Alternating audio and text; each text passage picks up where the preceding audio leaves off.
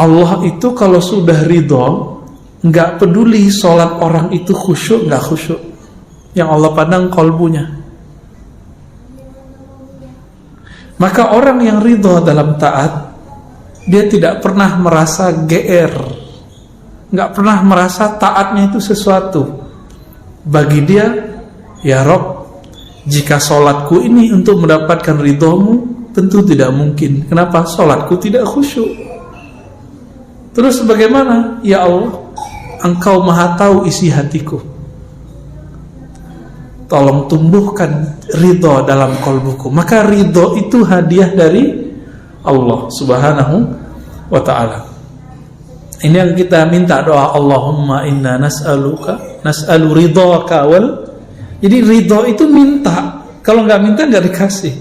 Orang-orang sombong kan udah ngerasa GR aja dengan tahajudnya, Senin Kemisnya, apalagi pengajiannya, udah ngerasa saya pasti diridhai Allah. Nah, ini hati-hati, talbisu iblis, apa istilahnya, ghurur ya, manipulasi iblis kalau diterjemahin secara bebas. Kita buat analog. Saya punya teman, punya murid, punya sahabat. Saya ridho kepada dia, saya terima dia. Kalau saya sudah ridho, dia salah, saya maafkan nggak? Kita sayang sama anak. Anak kita salah, kita marah, tapi marahnya marah cinta, bukan marah benci. Maka jika Allah sudah ridho kepada hamba, jika ia marah, marahnya marah sayang. Jika Allah ridho kepada hamba, tidak khusyuk pun hamba, Allah terima salatnya. Allah kalau sudah ridho kepada hamba, hambanya tidak sempurna, Allah yang sempurnakan. Itulah makna radhiyallahu anhum wa radu'an. Jadi pada hakikatnya ridho itu dimulai dari Allah, baru kemudian bernatijah, berefek kepada zahir seseorang. Jadi setelah baca raditu billahi robba, amalkan ini juga setiap pagi dan sore. Allahumma inni as'aluka ridhaka wal jannah. As'alu ridhaka boleh, as'aluka ridhaka boleh ya. Itu harus diminta, dan bagi saya itu wajib itu. Nggak minta ridho, mampus kita. Sholat kayak gini, baru takbir udah hilang kemana-mana ya. Ruku, tes aja deh ya. Saya nggak yakin sholat saya diterima Allah kalau ngandelin khusyuk. Padahal kata orang, saya ngaji tarekatnya lama Pak, ngaji hadisnya lama kata orang. Tapi kan saya tahu diri saya sendiri, aib saya, diri saya ngerti. Orang aja yang bilang Abuya, Ustadz, itu kan gelar manusia. Di hadapan Allah belum tentu gelar itu laku. Maka minta ridho. Inilah doa Al-Imam Abul Hasan Asy-Syadzili. Ya Allah, jadikan aku orang yang Engkau cintai, yang Engkau ridhoi. Kalau Allah sudah cinta dan ridho, salah paling dicubit. Cubitnya gemes. Tahu gemes ya? Apa istilah kampungnya Pak? Galinggaman. Ya. Kosakatanya harus diulang lagi Pak. Galinggaman.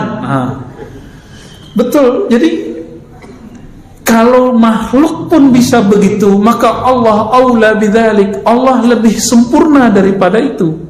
Jadi Allah itu gemesnya lebih dahsyat daripada gemesnya seorang ayah ibu kepada anaknya, kekasih kepada kekasihnya. Allah jatuh cinta kepada Nabi Adam. Maka Nabi Adam, dibuatlah skenario Nabi Adam itu salah. Tapi salahnya Nabi Adam itu benar. Kalau Nabi Adam tidak salah, kita nggak ngumpul malam ini. Ya, nggak ada pengajian beginian. Benar nggak? Ruh kolbu itu makanannya majelis begini Pak. Girang kolbu itu, kalau dia girang dia bisa nangis, dia bisa senyum, dia bisa bahagia. Tahu-tahu udah azan aja. Itu girangnya kolbu. Jadi kalau kita pakai jamnya jam dinding itu emang terasa lama, tapi kalau pakai jam qalbu, yang lama terasa sebentar, yang sebentar terasa lama. Itu sebabnya kalau ada riwayat Nabi Adam itu sujudnya 40 tahun, saya percaya. Tapi riwayat yang sahih menurut saya 40 hari. Jadi ketika beliau diusir, ihbitu itu kan bahasa Arab habit, jatuh atau turun dari khayangan, kan kira-kira begitu ya, khayangan surga, turun ke bumi. Beliau sadar dan beliau sujud. Allah itu sangat girang melihat hambanya sujud, nangis. Maka disebutkan dalam banyak hadis Nabi yang dari hadis qudsi, wahai hambaku ya, jika engkau tidak merasa berdosa, aku akan datangkan hamba-hamba yang berdosa, lalu mereka minta ampun kepadaku. Jadi kalau kita ini merasa suci tiap hari, nanti kita dihabiskan oleh Allah. Allah ganti generasi ini, dan datanglah orang-orang para pendosa, dan para pendosa ini manja kepada Allah, ya Allah, saya salah, tolong maafin. Pernah gak melihat anak kita minta maaf kepada kita? Atau teman, pasangan, kekasih, setelah dia ngaku salah, cinta berlebih. Saya ketemu naik Grab, dia cerita tentang istrinya yang melakukan kesalahan besar. Kalau kita mungkin kita bunuh kali istri yang begitu. Istrinya minta maaf, dia nangis, istrinya nangis. Dia cerita kepada saya, Ustadz, saat itu cintaku kepada istriku bertambah setiap hari, terus nambah. Jadi kadang-kadang orang itu mesti salah dulu baru jadi benar. Ya, alhamdulillah. Maka ridhonya orang yang taat tidak merasa suci, tidak merasa sempurna, merasakan bahwa ya Rabb, ini ibadah anugerah darimu. Ridhonya orang yang maksiat apa? Cepat kembali kepada Allah Subhanahu wa ta'ala ya. Adakah di dunia ini sesuatu terjadi tidak dengan izin Allah? Ada nggak? Oke, ini bukan jebakan ya. Taat terjadi di dunia nggak? Maksiat terjadi di dunia? Semuanya izin Allah nggak? Ya. Namun yang Allah ridho yang mana? Taat yang mana? Maka taat terbagi dua. Ada taat zahir, ada taat batin. Kepala sujud, tapi hati angkuh, merasa diri paling nyunnah, paling ikut sunnah Nabi.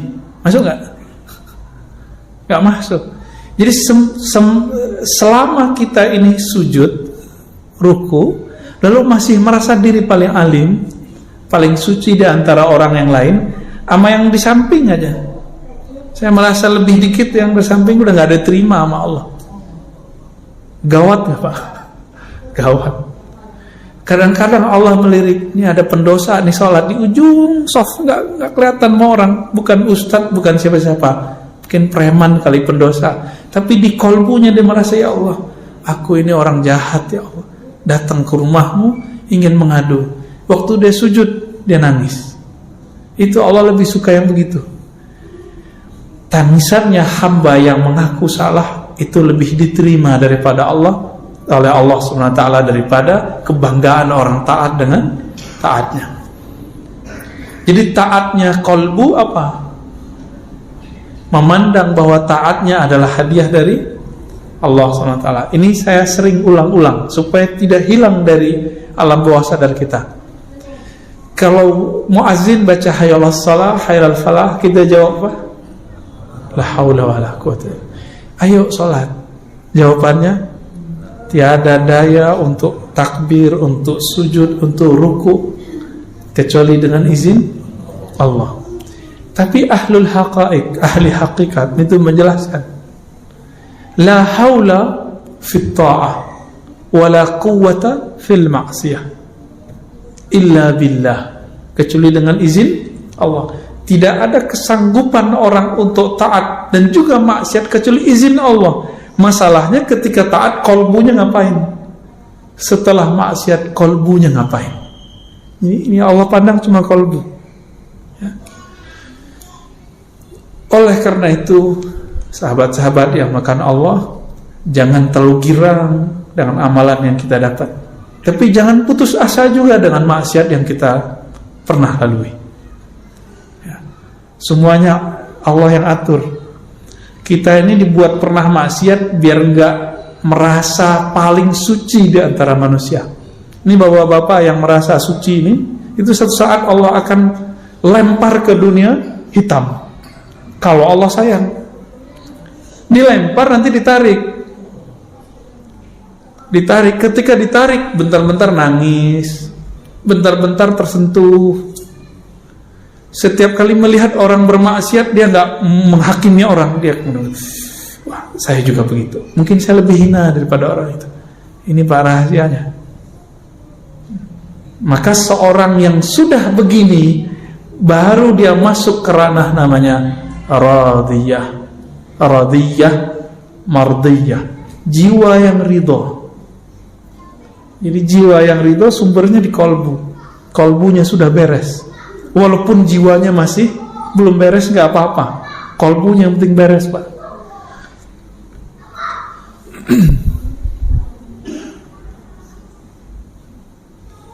Ketika disebut ridho, lalu kita baca tadi doa tadi, raditu billahi rabbah, zikir tadi.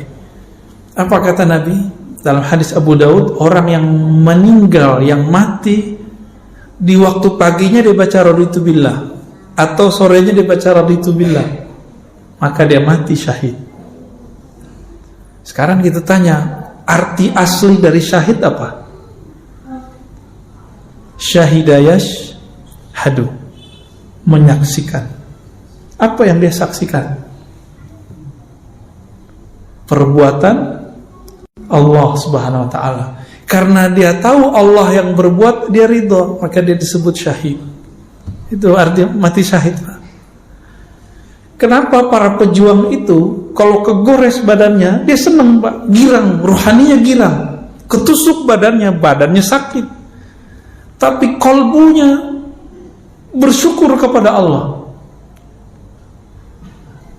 Itu kalau dia jihad dengan kolbunya, dengan ruhnya.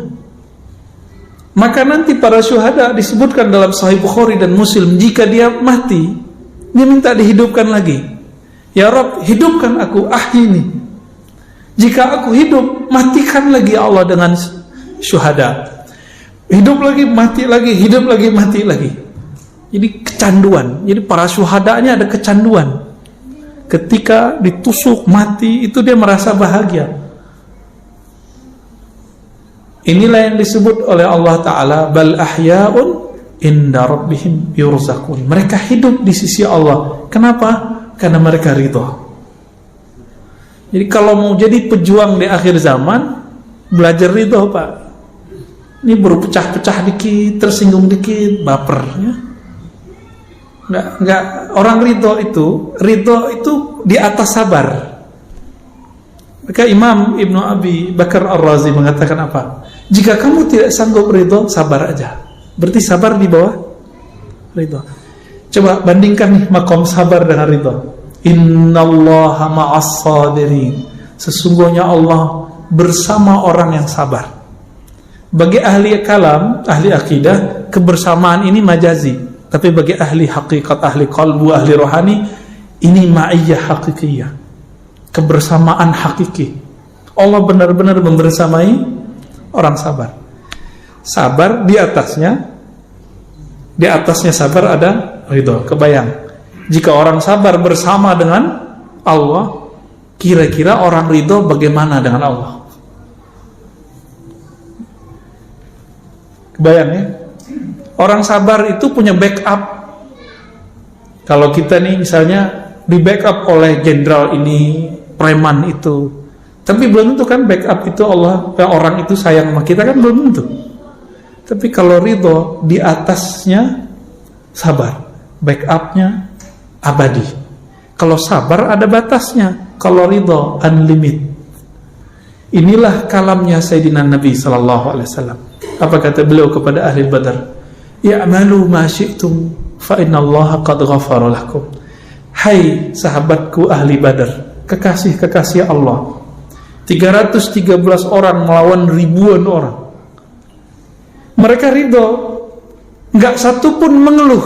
Ingat, nggak satu pun mengeluh, karena mereka ridho. Ya Rabb, kami ridho, walaupun musuh 1 juta pun kami ridho. Cuma 313, Pak. Jangan dikira waktu kafir Quraisy perang itu nggak ada jin yang ikut. Banyak jin ikut, jin-jin kafir pada ikut. Jumlah orang Islam cuma 313. Akal kita, maka beragama jangan hanya pakai logika biasa, harus pakai rasionalitas tingkat nabi, tingkat wahli. Matematika kita biasa, 1 tambah 1 2. Tapi kalau matematika kenabian, kewalian, nggak begitu. Satu orang bisa jadi kekuatan yang ada dalam dirinya sama dengan 1000 orang. Masih ingat kisahnya Sayyidina Umar? Diminta oleh gubernur Amr bin Al-As, minta 4000 prajurit, yang dikirim cuma 4. Masih ingat? Jadi Umar kirim cuma 4 orang. Permintaannya berapa? 4000. Diprotes. Si gubernur bilang, wahai Amirul Mukminin, saya nggak main-main. Saya minta 4000, ente kasih 4 orang. Ini main-main ini. Umar kirim lagi. Kamu nggak tahu, 1 orang yang saya kirim itu spirit yang ada dalam dirinya sama dengan 1000 orang. Nah, ini yang mau dicari ini. Ini kekuatannya bukan di mulut, bukan di takbir-takbiran mulu, Pak. Ya. Ini katanya kalau udah bisa takbiran bentak orang sudah bisa berjuang. Sorry, nggak masuk. Ya. Apa kata Nabi ketika orang suka takbir bentak? Irba'u ala anfusikum. Nanti kan sebelum 2004 nih kejadian lagi nih. Tunggu aja, Pak. Ya, antum udah lupa nih dengan ceramah ini. Ya. Orang nanti akan bertakbir lagi untuk bentak ustaz. Bertakbir lagi bentak Habib. Nanti begitu, Pak. Ya. Dikira kalau udah takbir itu benar. Ya belum tentu. Nabi itu bareng dengan sahabat. Mereka takbirnya lebay, berlebihan. Apa kata beliau? Irba'u ala anfusikum. Besarkan nama Allah itu di dalam dirimu dulu, baru takbir keluar. Itu makna bebasnya. Ya. Kenapa? Yang kamu panggil itu bukan zat yang tuli, bukan zat yang jauh, dia dekat bersama kita. Nah, kembali ke hadis Al-Badr tadi. 313. Karena mereka awalnya ridho, lalu kemudian Allah pun ridho. Apa kata Nabi? Udah kalian bebas mau ngapain, Allah telah ampuni kalian. Maka di antara Ahlul Badar itu ada yang tetap taat, ada yang hari ini taat, besok maksiat, besok taat, begitu terus. Karena nggak ada jaminan kita tobat hari ini besok nggak dosa. Jadi kecanduan taubat wajib, jangan kecanduan maksiat. Jadi taubat nasuha bukan sekali, taubat nasuha berkali-kali. Oh, saya ntar aja ditaubat. Bukan begitu, taubat itu berkali-kali. Besok saya maksiat lagi, niat apa enggak? Kalau antum niat baru main-main namanya. Yang penting hari ini kita enggak niat, itu baru disebut tobat. Ya Allah, saya niat enggak maksiat lagi besok, itu tobat namanya. Tapi besok niatnya tobat lagi gitu, ya. Maka ada sahabat yang kecanduan minum khamar, namanya Nuaiman, dan itu bukan satu, yang disebutkan cuma satu. Biasa hukum syariat berlaku, dijilid, dipukul 40, 80. Apa kata orang ke Sayyidina Umar? Nabi sudah wafat, Abu Bakar sudah wafat. Wahai Rasulullah, wahai Amirul Mukminin, itu musuh Allah, bunuh aja, uktulu, bunuh aja. Berarti di zaman Sayyidina Umar ada orang-orang yang suka berdarah-darah, bener nggak? Suka membunuh orang. Kalau ngeliat pemaksiat, wah ini pemaksiat nih, harus kita bantai nih. Halal darahnya. Udah ada di zaman Umar. Apalagi hari ini, Pak. Hari ini lebih dahsyat. Orang haus darah, zombie tapi berkopiah. Zombie berserban hari ini. Ngomongin darah aja ya, kafir, bid'ah. Serem, Pak. Udah darurat begini nih. Tapi Allah masih sayang sama kita. Arab udah hancur kan? Yaman banyak nih mahasiswa Yaman udah pulang. Saya ketemu juga kawan-kawan di Eropa, dia asli Yaman, gak mau balik lagi. Apalagi Saudi yang nyerang Houthi Yaman, Irak udah hancur, Syam udah hancur. Sisa Turki bukan Arab, Pak. Turki itu bukan orang Arab ya. Turki itu punya nostalgia zaman Khilafah Utsmaniyah, tapi sebenarnya nggak berdaya juga. Gertakan aja yang kuat. Saya kalau ceritain persoalan Turki kan pada nggak percaya ntar. Ya, banyak masalah sebenarnya. Berita yang kita dengar itu kan cuma separuh aja. Ya, yang sebenarnya kita nggak dengar, Pak.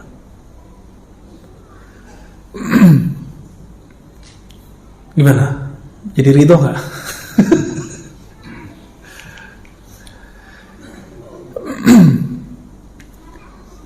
Jadi ridho melahirkan kepasrahan yang total. Maka ridho itu puncak dari tawakal. Oleh karena itu ada thariqah paling cepat supaya kita ridho. Zikirnya sudah kita tahu semua. Sekarang maknanya yang ditambahkan. Apa zikirnya? Qulu la ilaha illallah. Bacalah la ilaha illallah, tapi maknanya ditambah. La ilaha, tiada yang aku cintai kecuali Allah. Itu makna la ilaha.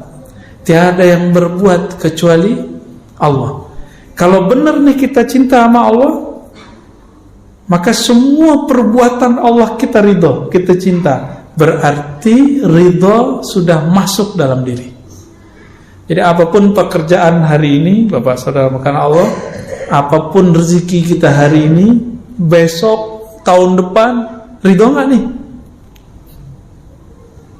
Nggak yakin ya? Imam Abdul Hasan Sazili ngancem, apa kata beliau? Wailun summal wail, al-wailu summal wail. Celaka, celaka, celaka. Orang yang ngaku percaya kepada Allah tapi tidak ridho kepada takdir Allah. Maka berkali-kali saya tanya, ridho nggak nih kondisi begini? Nabi dulu pernah nggak makan 3 tahun, nggak makan kecuali daun-daun. Kalau zaman kayak gitu nanti muncul gimana? Antum mesti nyembah Allah dan bernabikan kepada Nabi Muhammad gak? Atau bilang, katanya kita nih bersama Allah, kok gak ada bantuan dari Allah? Sahabat Nabi pernah nanya loh di Quran, apa kata mereka? Mata nasrullah. Nabi juga ngomong begitu, kapan pertolongan Allah turun? Mereka menjerit dalam dirinya setiap hari. Maka Bapak Saudara makan Allah, sering-sering baca surah Al-Bayyinah itu dan akhir surat Mumtahanah. Nanti lihat karakter mereka. Karakter mereka adalah karakter orang yang beramal dengan qalbunya, karena Allah kuatkan dengan Ruhul Quds, dengan Roh Kudus. Diri kita, tubuh ini, di dalam diri kita ini ada namanya Ruhul Hayawan, ruh hewani. Makanya kita ini bisa marah seperti hewan. Jadi kalau antum ini bentak orang yang nyalip kita di tengah jalan, itu yang bentak bukan setan, karena setan nggak pernah bentak. Setan tuh kalau ngomong lembut. Serius ya?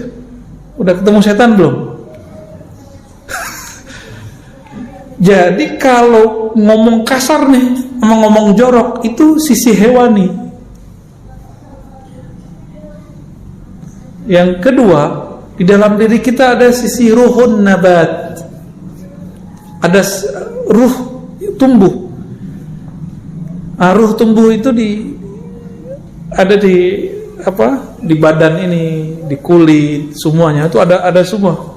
Makanya pada tumbuh kan. Kalau nggak begitu, rambut kita nggak tumbuh. Nah, cuma ada yang dia terbatas, giginya nggak tumbuh lagi kan. Itu karena roh nabatnya segitu aja di atasnya. Kalau kita cuma hidup dengan dua roh ini, dua spirit ini, maka kita sama dengan binatang ternak. Ulaika kal an'am, marah, ya, makan, minum, tidur, itu dia. Maka Allah tiupkan ada roh yang suci namanya Ruhul Kudus. Jadi kita punya Ruh Kudus di dalam. Jadi kita ini punya sesuatu yang suci di dalam. Inilah yang dikatakan dalam Al-Quran, ya, fa nafakhtu fihi min ruhi. Aku tiupkan rohku. Aku tiupkan rohku. Maka roh inilah yang bikin kita sadar setiap hari. Tubuh maunya ke bumi, sukanya yang sifat bumi. Yang hewani tadi ya sukanya sifat hewan, makan, minum, kawin, ya, itu hobinya.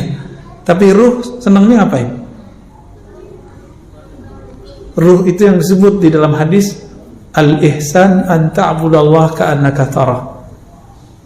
Jadi kalau apa dalilnya saya ngomong begini, ya dalil itu Islam, iman, ihsan.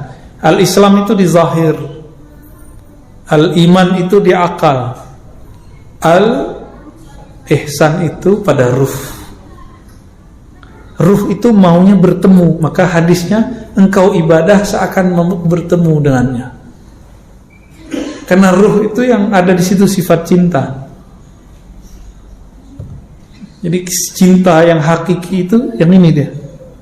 Ya. Ruh inilah sumber dari ridho tadi. Semoga pada malam ini Allah pandang kita dengan ridhonya.